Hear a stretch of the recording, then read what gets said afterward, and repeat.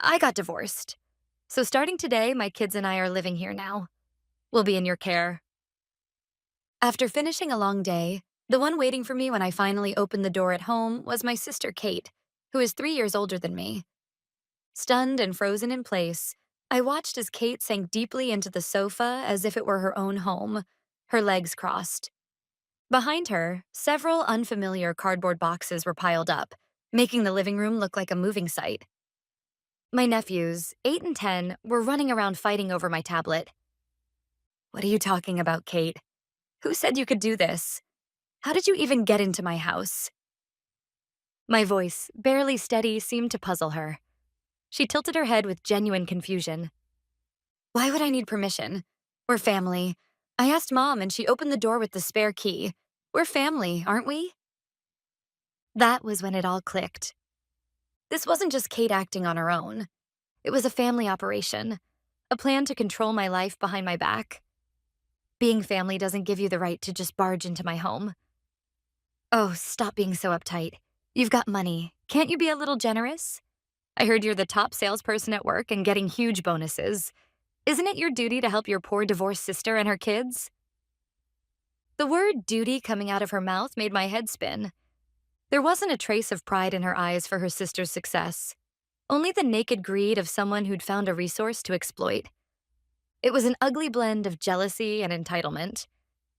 Get out, Kate. Pack your things and leave with the kids. Now. No, I'm not leaving. Ignoring her stubbornness, I took out my phone and called our mother. After a few rings, her calm voice came through the speaker as if she already knew everything. Hello, Nicole. Sounds like Kate and the kids arrived safely. Mom, what's going on? Why did you let Kate into my house without asking me? You promised the spare key was for emergencies only. But this is an emergency. Kate got divorced and has nowhere else to go. You have plenty of extra rooms, don't you? Families help each other. That's just how it is. That's just how it is. There it was again. That phrase. In their world, my hard work and privacy were things that could be trampled over, as long as it was for family. Helping someone is one thing, but moving into my house without permission is another. Why didn't you at least talk to me first? This is my home. Because you just say no, like always. You're so cold, Nicole. So selfish. Kate's going through a tough time. You've got a great job, money, and freedom. Sharing a little with your less fortunate family won't kill you. I was speechless. To them, my success, my freedom, was nothing more than a tool for their convenience. Then, from the other side of the line, my father's irritated voice cut in. Let me talk to her. Nicole, that's enough. His tone carried the same old, heavy authority that left no room for argument. Kate's in trouble. It's your duty to help her. Stop complaining and take care of them. That's final. Final? Who decided that? This isn't your house, it's mine. If you care so much, why don't you take them in? Watch your tone. Who do you think raised you? You can't even listen to your parents? At that moment, something inside me snapped. Gratitude for being raised? That's not a lifetime permit to control my life. You've always been like this. I could hear my father shouting something, but his words no longer reached me. When I was little, I'd spent months saving my allowance to buy the newest game console. But when Kate said, I want to play too, I let her borrow it. And of course, a few days later, she broke it by accident. When I complained, my parents only said, she didn't mean to. Let it go. My effort, my treasures, they never meant anything compared to Kate's whims or my parents' indifference. Without another word, I hung up and powered off my phone. In the living room, Kate sat there with a smug smile as if she'd already won. Seeing that expression, I made up my mind. My fight would begin from that moment on. The first call I made after that was to my cousin, Stacy. She's 5 years older than me, the only relative I truly respect. Smart, kind, and always on my side. She's the one I've often turned to when it came to Kate and my parents. Nicole, none of this is your fault. Your family is the one that's messed up. Stacy had always been the calm, rational one, the person who grounded me when everything else spun out of control. A skilled real estate agent, she was also the one who had gone over every line of my rental contract before I signed it, making sure everything was in order. There was no one I could trust more in that situation. Stacy? It's Nicole. I need a favor. What's wrong? You sound serious. I want to terminate my lease immediately. Can you help me with the process? I could hear her gasp softly on the other end. No wonder. Terminate immediately? You'll have to pay a penalty. What happened? Kate showed up with her kids and just moved in. Mom and Dad used the spare key to let them in. Apparently, they expect me to support her and the boys because she got divorced. What? That's unbelievable. I know. That's why I've decided to leave. It's the only way they'll ever understand. There was a mix of sympathy and quiet anger in Stacy's voice. All right, Nicole. I get it. But that apartment's under a 1-year lease, right? If you cancel early, you'll have to pay a penalty. Check the early termination clause. It should be 2 months' rent. Do you have enough saved up for that? I do. If that's the price of freedom from them, it's cheap. Stacy let out a small laugh. That's the spirit. I'll contact the management company and let them know you're terminating. I'll take care of the paperwork myself. You can count on me. Those words alone felt like a lifeline. Even if she was the only person on my side, that was enough to keep me steady. Thank you, Stacy. But I have one condition. Everything has to stay secret. No one can know until I'm gone. Of course. I'll handle everything discreetly. After thanking Stacy and hanging up the phone, my resolve became even stronger. Next, I called my supervisor, Wesley. I briefly explained the situation and asked to switch to remote work. Of course, you have my approval. With your track record, I have no concerns at all. If you need any support, don't hesitate to ask. His immediate confidence in me, despite how sudden my request was, solidified my determination. There was nothing holding me back anymore. For the next 5 days, I lived as quietly as possible, careful not to raise suspicion. I locked myself in my room, drowning out all noise with my headphones and immersing myself in work. I had all my meals delivered. I avoided Kate and the boys entirely. Every now and then, Kate would knock on my door, yelling things like, "Aren't you going to make dinner?" or "Come watch the kids for me." I ignored her every time. As far as I was concerned, she and her children no longer existed in my life. Meanwhile, Stacy and I stayed in close contact.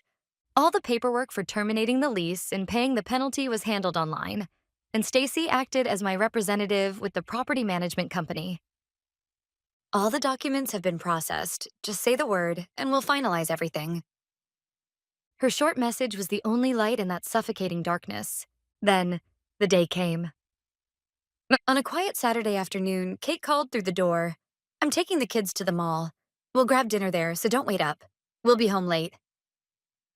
I didn't reply. I just waited until I heard the sound of the car engine fade into the distance. The moment silence settled, I sent a single text to Stacy. It's time. This was the moment I'd been waiting for. 2 days earlier, I'd realized the perfect opportunity was coming. I'd stepped out of my room to make coffee, took off my headphones, and saw my nephews clinging to Kate, pestering her. "Mom, can we go to the cinema this weekend?" When she noticed me, her eyes lit up with opportunistic malice. Perfect timing, Nicole. You heard them. They want to go to the cinema. Give me some money. Her entitled tone made anger rise in my throat, but then it hit me. This was it. A guaranteed way to get them out of the house for hours. Without a word, I pulled some bills, more than enough, from my wallet and handed them to her. "You can grab dinner too. That should cover it." For a moment, she looked confused at how easily I agreed, but then snatched the money with a satisfied grin. To me, this wasn't extortion. It was my final investment, the price of cutting ties with them completely and buying my freedom. And now, as planned, they are gone. 10 minutes after I sent the message, a moving truck quietly pulled up in front of the house. I'd considered donating most of my furniture to charity at first, but this time, keeping the donation service a secret wasn't an option. Since Kate had been at home constantly, arranging an in-house pickup without her noticing would have been impossible. When I told Stacy about my dilemma, she introduced me to a junk removal service, a professional crew that, for a fee, would haul away everything I no longer needed. They didn't require me to sort anything. They would take care of donations, recyclables, and literal trash, exactly as instructed. Best of all, they could do it quickly and discreetly within the few hours Kate and her kids would be gone. Thanks to the preparations I'd been making for the past 5 days, the operation went astonishingly smoothly. I gave clear instructions, and the workers moved swiftly, loading furniture and boxes with practiced efficiency. Of course, the cardboard boxes that Kate had brought remained untouched in the corner. 3 hours later, the house was nearly empty. I looked around the bare room, thanked the driver, and watched the truck pull away. Then, with a single suitcase in hand, I got into the taxi I'd booked in advance. On my phone screen glowed an already purchased electronic ticket, a one-way flight to a city on the West Coast, far enough that my family would never easily reach me.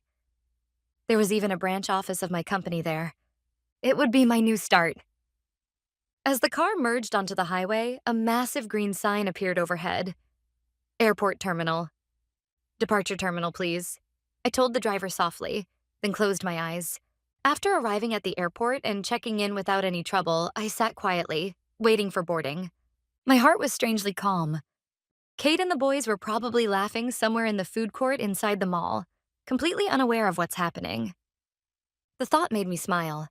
When the boarding announcement echoed through the terminal, I rose without hesitation and walked toward the gate. As the plane lifted off, the glittering lights of the East Coast city shrank beneath me, like the fading remnants of a past I'd finally let go of. The 7-hour flight felt almost like a dream, suspended between two worlds. No messages, no calls, just silence in the sanctuary of the sky. I thought about the life ahead of me until sleep gently pulled me under. When we landed on the West Coast, the plane rolled to a stop at the gate. Once the seatbelt sign switched off, I turned off airplane mode. Immediately, the phone in my hand began to vibrate violently, flooded with dozens of missed calls and unread messages from my mother and Kate. I glanced at the screen only once before turning it off again. Then I lifted my bag, disembarked, and followed the flow of people into the terminal as if nothing had happened. Through the arrival hall, out into the cool night air, I climbed into another taxi. As the city lights of an unfamiliar skyline passed by outside the window, I finally began to feel free. But that peace didn't last long. My phone, silent until then, started buzzing again in my bag, loud and insistent. The caller ID read, Mom. So they had discovered the empty house. Kate must have gone crying to my parents, exactly as I'd expected. I took a slow, steady breath before answering. Hello, Nicole, where are you? My mother's shrill voice stabbed through the receiver. Kate came to our house. She's hysterical. She says your place is completely empty. What's going on? Explain yourself. Explain? No, you explain. You all broke into my home and tried to take over my life. I simply refused to let it happen. Refused? How ungrateful can you be? After everything we've... Her words were suddenly drowned out by a deep, furious voice. My father had taken the phone. Nicole, you come back here right now. Apologize to Kate. What you've done is a disgrace. You've betrayed your family. Betrayal? And what about giving away my home without my consent? What about never respecting my choices? Who betrayed whom, really? My calm tone only seemed to enrage him further. I could hear his ragged breathing through the line, each word trembling with anger. Finally, he said the words I had subconsciously been waiting to hear my entire life. Enough, you heartless girl. You are no longer part of this family. Do you hear me, Nicole? You're disowned. Don't you ever show your face to us again. You are no daughter of mine. The words hit with the weight of a final judgment. But there was no sorrow in me. Instead, I felt something heavy. Something that had bound me for years, finally fall away. To my father, disowning me was the greatest punishment he could imagine. But to me, it was liberation. It was permission to live my own life. Because when they called me daughter, it was never out of love. It was a word meant to bind me, to use me, a curse disguised as affection. That curse had finally been broken, by their own words. Sure. My voice was calm, almost unnervingly so, even to myself. What did you just say? My father's voice trembled through the phone. He must have expected me to cry, to beg for forgiveness. But it was far too late for that. Didn't you hear me? I said, sure, I'm no longer your daughter, so goodbye, and don't you dare contact me again. Before he could say anything else, I ended the call. I slipped my phone back into my bag just as the taxi pulled up in front of the hotel I had booked. After checking in, I made my way to my room. My heart felt astonishingly light. They had freed me with their own hands. Once inside, I placed my suitcase beside the bed and immediately opened my laptop. There was plenty to do. As a former daughter, on the screen was my financial management dashboard. The numbers staring back at me represented the wealth I had built over years of relentless effort. My salary and bonuses as a top salesperson at a major tech company. It was far more than my parents could ever imagine, a tangible proof of everything I had achieved despite being weighed down by the burden called family. Then I clicked on the Expenses tab, opening the list of automatic monthly transfers. Every cost I had carried as a dutiful daughter was recorded there in cold, exact numbers. At the top of the list, Mom and Dad, home loan support $800, and Mom and Dad, insurance premium $600. A few years earlier, when my father had taken early retirement due to his health and my mother had quit her part-time job, they had turned to me for help naturally, as if it were a given. Nicole, it's such a relief that you're doing so well at work. Now we can finally feel secure, my mother had said with tears in her eyes. But even then, there had been no real gratitude, only the comfort of knowing that my success meant their future was safe. They had never asked me outright to pay for everything. By calling it support, they managed to protect their pride while subtly manipulating my guilt. And back then, still trapped in the cage of family obligation, I had accepted that role. Those payments had been withdrawn automatically from my account every month, but not anymore. The moment they disowned me, every agreement between us became void. I no longer owed them a single cent. Without hesitation, I clicked the cancel button beside each recurring transfer, one after another. Every confirmation pop-up felt like another heavy chain falling from my shoulders. Once it was all done, I took screenshots of the cancellation confirmations and saved them for legal proof, just in case. The entire process took less than 10 minutes. I closed my laptop with quiet satisfaction. For the first time in years, the endless exploitation had come to an end. My new life on the West Coast began with unexpected serenity. Thanks to Stacy, who introduced me to a trusted colleague in the area, I quickly found and signed a lease on a luxurious, fully furnished apartment overlooking the ocean. That physical distance gave me an unshakable sense of safety. No one could show up at my door unannounced ever again. At work, my new team welcomed me warmly. Wesley, my longtime manager, had called ahead to personally recommend me to the branch director. His words, "You'll be a star anywhere you go," had paved the way for my smooth transition and the team's trust. Weekends were spent exploring the city, spending time and money solely for myself. Life was peaceful, almost startlingly so, for about 6 weeks. Then the storm returned. One Monday morning, my phone began to vibrate uncontrollably. The screen was flooded with dozens of missed calls from my parents. Message after message poured in. "Nicole, something's wrong with our bank account. The mortgage payment didn't go through." "What's the meaning of this? You promised us." Apparently, the automatic payments for their mortgage and insurance had stopped, and collection notices had arrived at their house. Their panic came through the screen almost tangibly. Expressionless, I turned off all notifications and blocked both of their numbers. Then, I calmly poured myself a cup of coffee. My obligations had ended the very moment they stopped calling me their daughter. For several days, the silence held. Then came a new kind of attack, from another direction. This time, it was Kate. She had decided to use social media as her weapon in an attempt to destroy me publicly. About my cold-hearted sister, Nicole. #family betrayal, #toxic sibling. When I opened the link Stacy had sent me, I was met with a long, emotional post from Kate, complete with carefully staged photos of her tear-streaked face, playing the tragic heroine. My sister abandoned our family for money and success. After my divorce, I was left alone to raise my young children, but she threw me out of her house and stopped supporting our parents financially. She has no idea how much pain she's caused us.